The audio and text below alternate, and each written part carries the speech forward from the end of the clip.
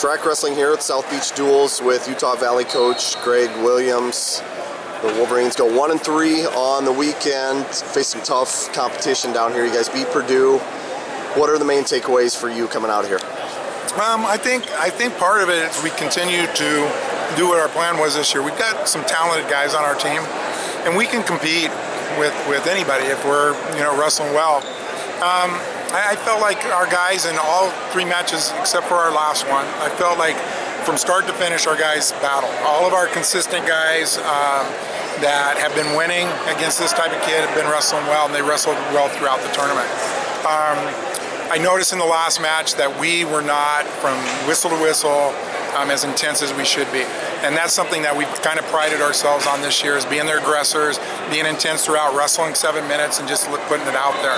I thought we kind of looked a little sluggish in our last one, but Minnesota's tough, and they took it to us. So, but I was pretty proud of how they've wrestled throughout. We went 5-5 in the duel we lost yesterday, and we could have gone 5-5 today with NC State. If we are a heavyweight, we're keeping him out. He's got a little bit of an injury, so we're trying to protect him a little bit. Long season.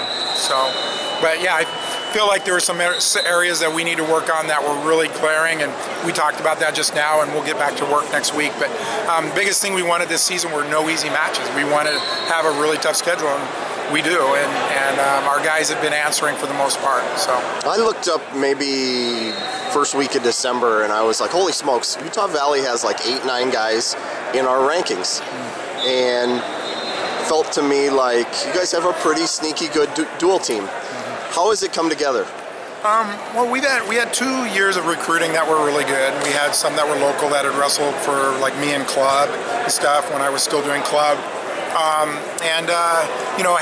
Having some local talent like the Lamonts and Kimball Bastion and some of those guys, Matt Finley, that helps. And then we were able to recruit some guys, and we have some guys that have just bought in. We have a great coaching staff, and we work on the technical side of things, so technically we're a pretty sound team now. The work ethic is there, they bought in completely, and so it makes our room tougher. Our best kid from last year is out all year, and that hurts us a little bit, and would make us that much stronger. But when he got hurt actually last year, right before our Oklahoma duel, and then we knew what his schedule was going to be. He's going to try to keep wrestling through Greco Worlds, but we knew he'd have to get the surgery after. So getting him back, as we build forward, I think that will be even better next year. But the biggest thing was like last year, we had 5 guys go to nationals. Everybody was happy about that. We weren't happy with that. We knew we had more talent than that, and we also don't want to have our guys between 15 and 20 or 20 and 30. We needed to start getting guys in the top 10, and we need to start getting more guys, to start getting guys on the podium. So having like a few guys right there in the top 10 starts to really set the example for everybody else. And our guys now, those 5-6 guys that we have ranked, top 20-ish, they believe they can win every match, and that's what we need, and it is carrying through, and we're real excited. We're excited about these guys and excited about where the program's going. You were talking about Taylor Lamont being out for the year. He's the guy, just for the people that are listening at home. Demetrius Romero, incredible comeback here. Yeah, Demetrius has got a heart of gold. He's been in 6 overtime matches before this one. This makes 7 since he got here last year. He was in 5 last year, 2 this year. He hasn't lost any of them, and he'll just put it out there. And he got a slow start, and it looks kind of bleak for a little while, but he just kept pushing the pace and was able to break the guy and get back in the match. That's hard without near fall points to come back from A4 with 35 seconds to go. Yeah. Again, he's one of the guys that he'll push the pace the whole time.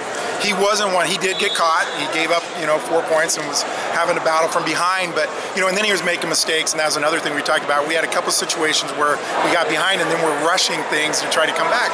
We're not near the end of the match. We just need to be smarter to get back to our stuff and try to score. But Demetrius, again, I think that pace is hard to keep up with, and we have some guys on our team that can do that. And we're trying to get more of our guys to buy into that. And when we do, we'll be a consistent top 10, top 5 program is what we're working towards. So. First trip down here for your program, what did you think of South Beach Duels? I thought it was great. Like I said, our goal this year, just like with the journeyman duels, we wrestle Nebraska and Rutgers. We're trying to get as many tough matches for all of our guys, not just our best kids. And when you go to a tournament, your best kids are going to get those matches, but the other guys aren't necessarily going to get those. So we need all of them to get those and keep buying into what we're doing and get better.